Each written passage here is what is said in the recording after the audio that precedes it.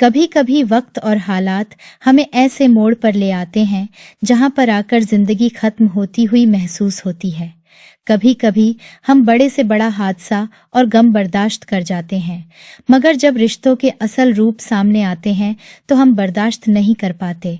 हमें लगता है कि सब कुछ खत्म हो गया, सब एक सपने जैसा लगने लगता है, एक बहुत बुरा और भयानक सपना। जब आंख खुलती है तो हमारे आसपास जहरीले सांप खड़े होते हैं, जो मौके के इंतजार में होते हैं ताकि वह हमें डस सके। हम मौत जैसी हकीकत को स्वीकार कर लेते हैं और सब्र कर लेते हैं, मगर जिंदा लोगों के घिनौने रूप जब सामने आते हैं तो सब खत्म हो जाता है। आज जो बातें उसने मुझे बताई थीं, वह बहुत परेशान और हैरान कर देने वाली थी। मैं उसकी बातों को कितना नजरअंदाज करती, आखिर वह एक ही बात पर डटी हुई थी। इसका मतलब था कि जरूर उसने कुछ ऐसा देखा है जिसकी वजह से मुझे वह बार बार ऐसा बोल रही है। इतना तो मुझे भी पता था वह झूठ नहीं बोलती, मगर मुझे इस बात से भी बहुत डर लग रहा था कि वह जैसा बोल रही थी, अगर वह वाकई में सच हुआ तो। इसके आगे मुझसे कुछ सोचा नहीं जाता था, क्योंकि गम ने मुझे पहले से ही निढाल कर रखा था। ऊपर से यह नई परेशानी। मुझे विधवा हुए 15 दिन ही हुए थे कि मेरा जिस्म हर वक्त दर्द करता रहता। मैं ईश्वर की पूजा अर्चना करती तो मेरी नौकरानी कहती, मालकिन जी नहा लो। मुझे उसकी यह बात परेशान करती थी। मैंने उससे वजह पूछी तो जो बात उसने बताई वह सुनकर मेरे रोंगटे खड़े हो गए। ऐसा लग रहा था जमीन मेरे पैरों से सरक गई। क्या पहले मैं कम परेशान थी जो अब मेरी नौकरानी ने मेरे सामने एक और राज खोल दिया था? एक दिन मैंने अपनी जगह अपनी नौकरानी को सुलाया, और जब मेरा देवर उसके ऊपर। मेरा नाम आंचल है और मैं विधवा थी। मेरी शादी को अभी बमुश्किल से 2 साल ही हुए थे कि मेरा पति का एक कार एक्सीडेंट में स्वर्गवास हो गया। उनके सदमे ने मुझे दहला दिया था। मैं बिल्कुल गुमसुम होकर रह गई थी। मैं अपने पति से बहुत मोहब्बत करती थी। यह हम दोनों की पसंद की शादी थी, और मेरे पति ने उन 2 सालों में मुझे अपने हाथ का छाला बनाकर रखा हुआ था। उनकी मोहब्बत देखकर मुझे खुद पर गर्व होने लगता था। मैं खुद को बहुत भाग्यशाली समझती थी। मुझे पता नहीं था कि जल्द ही मेरी खुशनसीबी बदनसीबी में बदल जाएगी, और मुझे पता नहीं था कि मेरे पति इतनी कम उम्र लिखवा कर आया है और हमारा साथ सिर्फ 2 साल का था। मेरे पति के जाने के बाद मैं जैसे टूट कर रह गई थी। मुझे कुछ अच्छा नहीं लगता था, बस दिन रात रोती रहती थी। हर चीज से मेरा दिल उठ गया था। अभी तो हमने उम्र भर साथ रहने के सपने सजाए थे। ऐसा लगता था हमारी शादीशुदा जिंदगी को किसी की नजर लग गई थी। मुझे जज्बाती सहारे की जरूरत महसूस होने लगती थी। माल दौलत मुझे मेरे पति की तरफ से विरासत में बहुत मिला था। मेरे मायके के नाम पर बस मेरी बूढ़ी माँ थी जो मेरे ही पास रहती थी। उनके अलावा 2 शादीशुदा बहनें थीं जिनके साथ रहना हम माँ बेटी के लिए मुमकिन नहीं था, क्योंकि उनके अपने घर के हालात सही नहीं थे। मेरे पति इतने अच्छे थे कि उन्होंने मेरी बूढ़ी माँ को सम्मान से अपने घर में रखा हुआ था। जब मम्मी हमारे साथ रहने लगी तो मैं खुश हो गई, क्योंकि मैं माँ को अकेला नहीं छोड़ सकती थी। मेरा कोई भाई भी नहीं था और बाबा भी इस दुनिया में नहीं रहे थे, और बहनें अपनी शादीशुदा जिंदगी में बिजी थी। वह तो भला हो मेरे पति का, जिन्होंने मेरी परेशानी दूर कर दी और माँ को घर लेकर आ गए। ससुराल में मेरा बस एक देवर था जो शुरू से ही हमारे साथ रहता था, और एक खानदानी नौकरानी भी हमारे साथ रहती थी जिसका नाम अमृता था मेरे पास। बस यही कुछ सहारे बच गए थे, मगर फिर भी मुझे अपने पति की कमी बहुत महसूस होती थी, और मुझे लगता था कि मैं भरी दुनिया में बिल्कुल अकेली हो गई हूँ। मैं अभी तक अपने पति के छोड़ जाने के गम में ही बैठी थी, तो मेरी नौकरानी दिन के वक्त रोज की तरह मेरी माँ की सेवा करती और रात के वक्त मेरे पास सोने आ जाती। मेरी माँ हमसे अलग सोती थी, क्योंकि उनके लिए नींद बहुत जरूरी थी, और वह जरा सी आहट पर भी जाग जाती थी। मैंने उनके लिए हमेशा से ही अलग कमरा रखा हुआ था। अपने गम के दिनों में भी मैंने उनको तंग नहीं किया, और अमृता को अपने पास सुला लेती। अपने पति की मृत्यु के बाद में अभी तक अपने देवर से नहीं मिली थी, मगर वह मेरा बहुत ख्याल रखता था। वह मेरे लिए फिक्रमंद रहने लगा था और मेरे कमरे में आकर मुझसे मेरी तबीयत और सेहत के बारे में पूछता रहता था।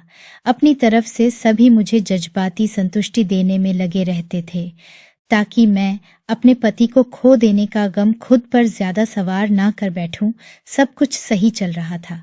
जब अभी मेरे पति के स्वर्गवास को अभी बमुश्किल से 15 दिन हुए होंगे कि मेरे हर वक्त जिस्म में दर्द सा रहने लगा। खास तौर पर सुबह को मेरा जिस दर्द से चूर रहता था और मुझसे चला भी नहीं जाता था। मैं समझ नहीं पा रही थी कि ऐसा क्यों हो रहा है। हालांकि मैं जिस्मानी तौर पर बिल्कुल ठीक थी और घर का भी थोड़ा बहुत काम करती थी, लेकिन अब मैं अपने पति को खो देने के गम में वह भी नहीं करती थी। मैं अब किचन में भी बस तन्हाई के एहसास से परेशान होकर नौकरानी के साथ जाती थी, मगर वहां भी सारा काम वही करती थी। मैं सिर्फ सुबह के बाद अपनी और अपनी माँ के लिए चाय बनाती थी। इसके अलावा मैं बस खामोशी से एक तरफ बैठकर अपनी नौकरानी को काम करता देखती रहती थी। कोई भी ऐसा थकान वाला काम नहीं था जिससे मैं थकान का शिकार होती। मुझे लगा शायद बैठे रहने से ऐसा हो रहा है। मैंने अपनी नौकरानी को बताया तो वह मुझे लेकर कमरे के पीछे बनी गैलरी में गई और मैं वहां कितनी ही देर तक चलती रहती, मगर ऐसा करने से भी कोई फायदा नहीं हो रहा था। हर रोज मेरे जिस्म में दर्द होता और यह बात मुझे अब घबराहट में शामिल करने लगी थी, क्योंकि मैं कोई अधेड़ उम्र औरत नहीं थी कि इसे बुढ़ापा मान लेती। मैं बिल्कुल जवान औरत थी। मेरी शादी सिर्फ 22 साल की उम्र में हुई थी और यह शादी भी बस 2 साल ही चली थी। इस तरह जवानी में मेरा यह हाल होना मुझे परेशानी में गिरफ्तार कर रहा था। कुछ दिन गुजरे तो मैंने महसूस किया कि मेरी नौकरानी मेरे कपड़े धोते हुए मुझे अजीब नजरों से मुझे देखती थी, मगर मैं कुछ बोलती नहीं थी। सुबह को मैं पूजा के लिए उठती तो वह मुझे रोजाना ही नहाने को कहती। मैं भी खामोशी से नहा लेती, मगर एक दिन मैंने उससे हैरत से सवाल कर लिया कि आखिर तुम मुझे रोज नहाने को क्यों कहती हो? क्या मैं बैठे बैठे इतनी मैली हो जाती थी कि मुझसे स्मेल आने लगे? मेरे सवाल पर वह घबरा गई और बोली कि बस उसे मेरी सेहत गिरी गिरी सी महसूस होती है और इसे डर है कि मेरे जिस्म में हर सुबह दर्द होना कहीं मुझे ज्यादा बीमार ना कर दे। मैंने खैर उसकी बात मान ली, मगर मुझे यह बातें अंदर ही अंदर खटक रही थीं। मेरी नौकरानी का व्यवहार और नजरें बहुत अजीब थीं, जो मुझे घबराहट में गिरफ्तार करती थीं। मेरे पति के जाने के बाद मेरे दिमाग ने काम करना छोड़ दिया था। मैं बातें भूल जाती थी। अब मुझे डर लग रहा था कि कहीं ऐसा तो नहीं था कि मैं किसी बड़ी बीमारी का शिकार हो गई हूँ। कहीं मुझे कैंसर जैसी बीमारी तो नहीं। ऐसा सोचकर ही मुझे झुरझुरी आ गई थी। अब मुझे अपनी सेहत की तरफ से अजीब अजीब वहम सताने लगे थे।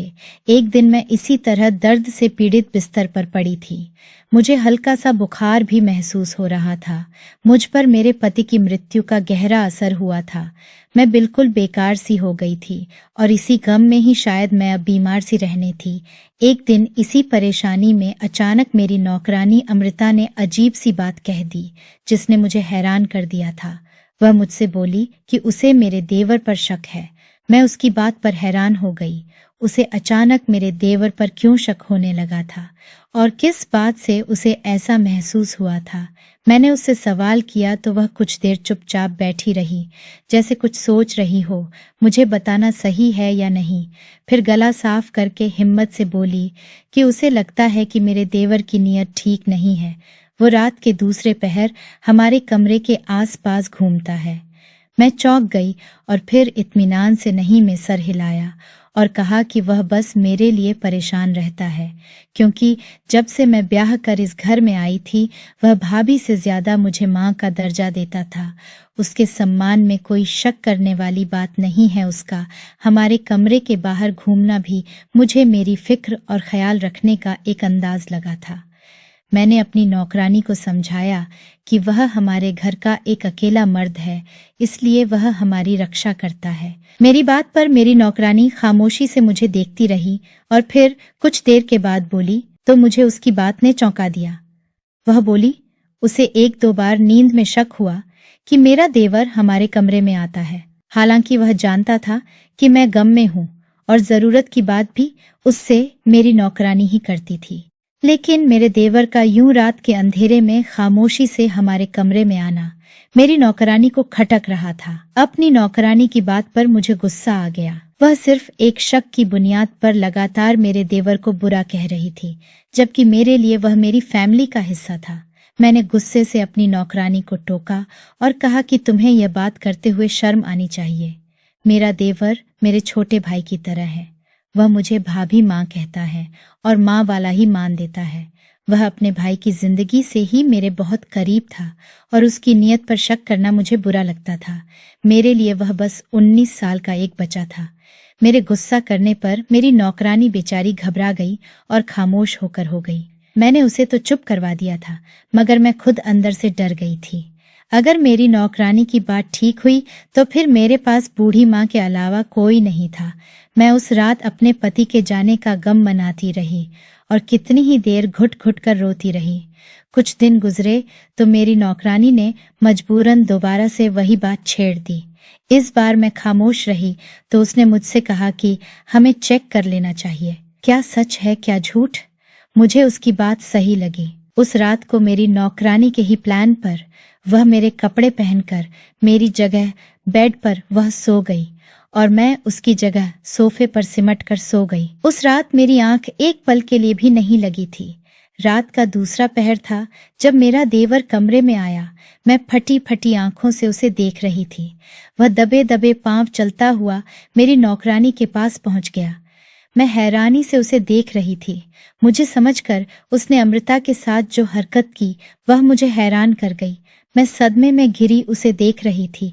पूरी रात गम की शिद्दत से मैं रोती रही। मुझे लगा था वह मेरा सहारा बनेगा, मगर वह ऐसी हरकत करेगा मैं सोच भी नहीं सकती थी। अगली सुबह मेरी नौकरानी खामोश नजरों से मुझे देख रही थी। मैं गुमसुम सी अपनी जगह बैठी रहती।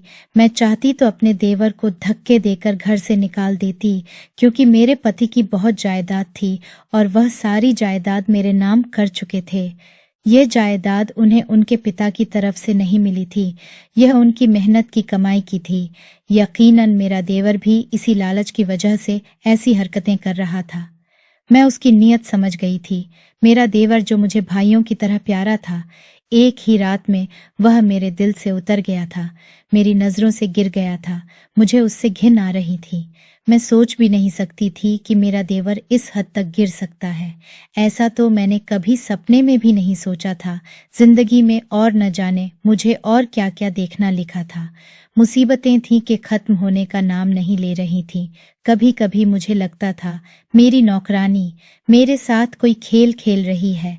वह मुझे मेरे देवर से दूर करना चाहती है, मगर मुझे देवर से दूर करके उसको क्या मिलेगा। अगले ही पल मुझे ख्याल आता कि अमृता ऐसी औरत नहीं है। अपनी नौकरानी के मशवरे पर मैंने अपने देवर से बात करने की ठानी और उसे बुलवाया। वह दिन की रोशनी में वैसी ही इज्जत लिए मेरे पास आया था। मुझे उसके दोगलेपन पर सदमा पहुंच रहा था। वह मुझे भाभी माँ पुकारने वाला जब मेरे सामने आता था तो नजरें भी नहीं उठाता था।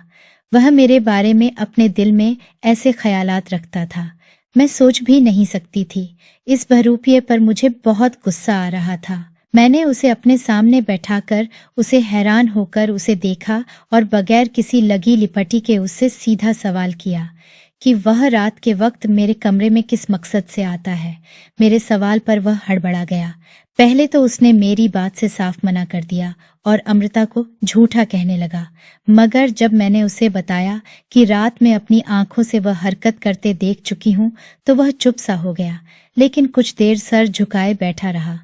मैं गुस्से से उसे बुरा भला कहने लगी।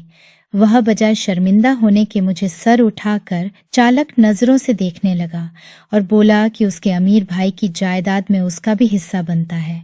मगर मैंने चालाकी से सारी जायदाद हथिया ली और अब मैं चाहती हूँ कि वह मेरी गुलामी करे। वह दौलत की हवस में बिल्कुल संस्कार भुला चुका था। मेरे लिए उसके लहजे में बदलाव और अजनबियत थी। उसकी बदली हुई नजरें और लहजा देखकर मैं हैरान रह गई और दुख से उसे कहा कि अगर वह मुझसे कह देता तो मैं सारी जायदाद उसे सौंप देती। मुझे वैसे भी इस जायदाद का क्या करना था जब मेरा पति ही मेरे साथ नहीं था। मेरी बात पर वह कुछ शर्मिंदा सा हुआ और मैं अपनी बेबसी पर रोने लगी। अब मुझे समझ आ रहा था कि क्यों मेरी नौकरानी रोजाना मुझे सूंघती थी और नहाने को कहती थी, और वह रोजाना रात को मुझ पर पेट्रोल का हल्का फुल्का सा छिड़काव करता था ताकि मैं किचन में जाऊं तो आग मुझे घेर ले और मैं अपनी ही लापरवाही से हादसे की मौत मर जाऊं। मैं बचपन से ही सूंघने की क्षमता से वंचित थी।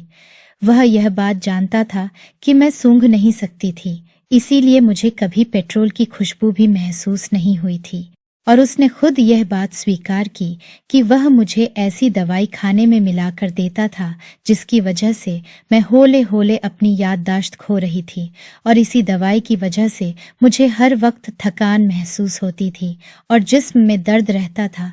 मैं खुद को कमजोर और बीमार समझने लगी थी। वह इतनी चालाकी से ये सब कर रहा था कि अगर मुझे कुछ हो भी जाए तो उस पर कोई शक न करे और फिर सारी जायदाद खुद उसके पास आ जाती। मेरी नौकरानी को मैं पागल लगने लगी थी जो खुद पर पेट्रोल छिड़क कर रहती थी, मगर उसने गौर किया तो वह सच को जान गई। उसने मुझे बताने की बजाय मेरी रक्षा की और मैं अपनी वफादार नौकरानी की बजाय उस लालची और बुरे स्वभाव के लड़के पर यकीन करती रही।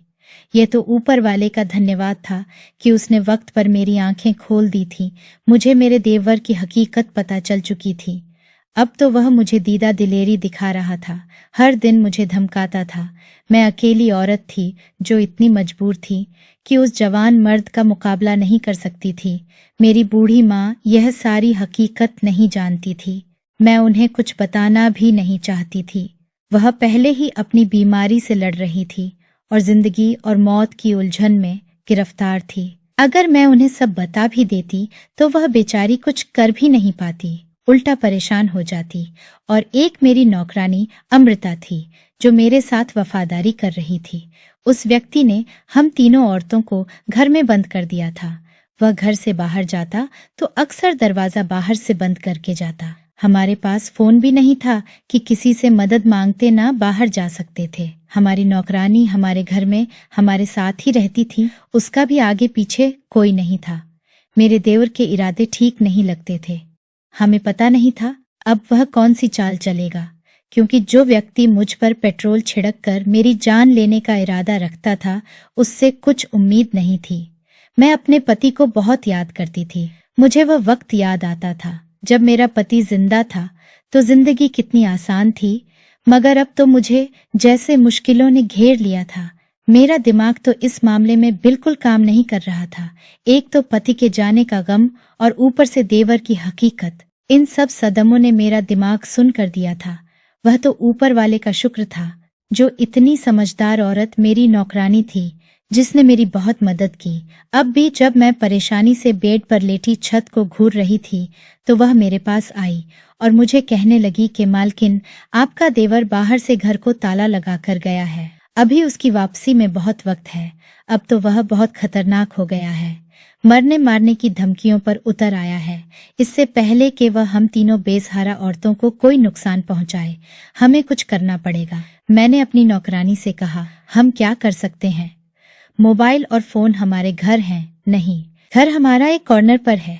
अगर दरवाजा खटखटाए भी तो कौन हमारी आवाज सुनेगा? अगर कोई आवाज सुन भी लेगा तो इन मामलों में आजकल डर के मारे कोई नहीं उलझता। तब वह बोली, मालकिन, एक रास्ता है हमारे पास। मैं छत पर जाती हूँ और सीढ़ी लगाकर नीचे उतर जाती हूँ और जाकर पुलिस को सारी हकीकत बताकर पुलिस को ले आती हूँ।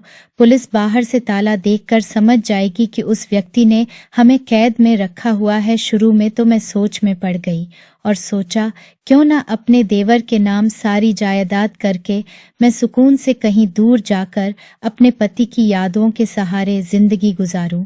मगर अगले ही पल मुझे याद आया कि सुबह घर से बाहर जाने से पहले कैसे वह घटिया शब्दों से मुझे धमका कर गया था कि आज वह मेरा कोई ना कोई बंदोबस्त करेगा, और क्या गारंटी थी कि जायदाद हासिल करने के बाद भी वह व्यक्ति मुझे नुकसान नहीं पहुंचाता, बल्कि मेरे साथ साथ माँ और अमृता को भी मार डालता। मेरा तो वैसे भी अपने पति के जाने के बाद जीने का दिल नहीं करता था, मगर 2 और जिंदगियां भी मुझसे जुड़ी हुई थीं।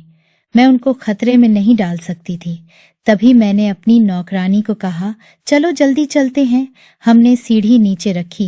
मेरी नौकरानी आराम आराम से नीचे उतर गई। नीचे जगह जगह झाड़ियां थीं और कचरा पड़ा था, क्योंकि सीढ़ी हमने घर के पिछली साइड पर लगाई थी, ताकि अगर आगे से मेरा देवर आए भी तो उसे शक ना हो। अमृता को मैंने पैसे दे दिए थे ताकि वह टैक्सी या रिक्शा करके जल्दी जाए। वह चली गई और मैं नीचे आ गई और अपनी नौकरानी का बिस्तर बिछाकर उसके ऊपर कंबल दे दिया, ताकि पुलिस के आने से पहले अगर मेरा देवरा आ जाए और अमृता को ना देखकर उसे शक हो, तो मैं उसे कह दूंगी कि उसकी तबीयत खराब थी, वह सो रही है। मुझे उम्मीद थी कि उसे शक नहीं होगा, क्योंकि अब तो हमें काफी दिन गुजर गए थे। मेरे देवर की हकीकत मालूम हुए। इस बीच हमने उसके खिलाफ कुछ नहीं किया था, तो मेरा देवर भी हमारी तरफ से बेफिक्र हो गया था, या फिर उसके दिमाग में कोई नया प्लान चल रहा था। मैं 1 घंटे से इन्हीं सोचो मैं बिजी थी, तभी बाहर से शोर की आवाजें आने लगी। मैंने दुपट्टा पूरी तरह से अपने आसपास लपेट लिया और चेहरे को भी छुपा लिया, क्योंकि बाहर से आती अमृता की आवाजों से मैं समझ गई थी वह पुलिस लेकर आई है। तभी पुलिस ने ताला तोड़ लिया और अंदर आ गई। इसी बीच मेरा देवर भी आ गया। उसे अंदाजा भी नहीं था कि पुलिस उसे पकड़ने आई है। जब पुलिस ने उसे पकड़ लिया तो वह हक्का बक्का रह गया। उसके चेहरे पर हवाइयां उड़ी हुई थीं। वह बार बार पुलिस को अपनी बेगुनाही का यकीन दिला रहा था और मुझ पर तरह तरह के इल्जाम लगा रहा था। वह बोल रहा था कि भाई के जाने के बाद भाभी अपने किसी आशिक के साथ भाग रही थी, इसलिए मैंने बाहर से ताला लगा दिया था ताकि मेरी जग हंसाई न हो। लोग यह न कहें कि भाई के जाते ही भाभी भाग गई और देवर अपनी भाभी का ख्याल नहीं रखा। पाया अपने देवर की ऐसी बातों पर मेरा खून खोल रहा था। मैंने और अमृता ने चींक चींक कर उसकी हकीकत पुलिस को बताई और पुलिस उसे अपने साथ ले गई, और मैं अपनी नौकरानी को गले लगकर सिसक सिसक कर रोने लगी। और मैं दिल में सोच रही थी, काश आप जिंदा रहते तो रिश्तों का मान रहता। आपके जाने के बाद सब लोगों ने अपने असल रूप दिखा दिए। अमृता में और माँ अब अकेले घर में रहते तो थे, मगर बहुत डरे डरे से रहने लगे थे, क्योंकि सब लोग जानते थे कि इनके घर कोई मर्द नहीं है। और आजकल लोग बस इसी ताक में लगे रहते हैं कि बस मौका मिला नहीं और फायदा उठा लिया। इस बीच मेरी नौकरानी मुझे बार बार समझाती थी कि बेटी, मर्द के बगैर औरत को भेड़िए नोच डालते हैं। जितना जल्दी मुमकिन हो सके अपने दिमाग को शादी के लिए तैयार कर लो। अभी तुम्हारी उम्र ही क्या है, शादी कर लो। बगैर मर्द के एक अकेली औरत को यह समाज इज्जत से जीने नहीं देता, और पता नहीं कब आपका देवर आजाद होकर आए और इस बार अपनी सोचों को पूरी कर डाले और हमें मार डाले। अमृता की बातें सारा दिन मेरे दिमाग में घूमती रहती थीं, मगर मैं अपने पति की यादों के सहारे जिंदगी जीना चाहती थी। मेरे पति को गए हुए अब 1 साल होने को आ रहा था, और इस साल ने मुझे बता दिया था कि अकेली औरत का इस समाज में रहना बहुत मुश्किल है। इसलिए मैंने शादी करने का फैसला कर लिया। यह रिश्ता मेरे लिए अमृता ने ही ढूंढा था। लड़का बहुत अच्छा और शरीफ था। उसकी पत्नी उसे छोड़कर चली गई थी भी मुझे लोगों की पहचान नहीं थी, इसीलिए मैंने अपनी नौकरानी पर भरोसा करके उस लड़के से शादी का फैसला कर लिया। ऊपर वाले का धन्यवाद है कि मैंने वक्त रहते सही फैसला कर लिया था। पहले पति की मोहब्बत अपनी जगह थी, मगर हकीकत यही है कि किसी की यादों के सहारे सारी जिंदगी बिताई नहीं जा सकती, क्योंकि यह सब किताबी बातें हैं, जबकि हकीकत इससे बहुत अलग और कड़वी है। अब मेरी शादी को 5 साल होने को आ गए हैं। मेरा दूसरा पति बहुत अच्छा और नेक इंसान था। उसे मेरे पैसों और जायदाद से कोई मतलब नहीं था। अब हमारे बच्चे भी हैं और हम एक खुशगवार और शादीशुदा जिंदगी गुजार रहे हैं, मगर मेरे पहले पति की यादें आज भी मेरे दिल में बसी हुई हैं। मेरे देवर को भी पुलिस ने छोड़ दिया था।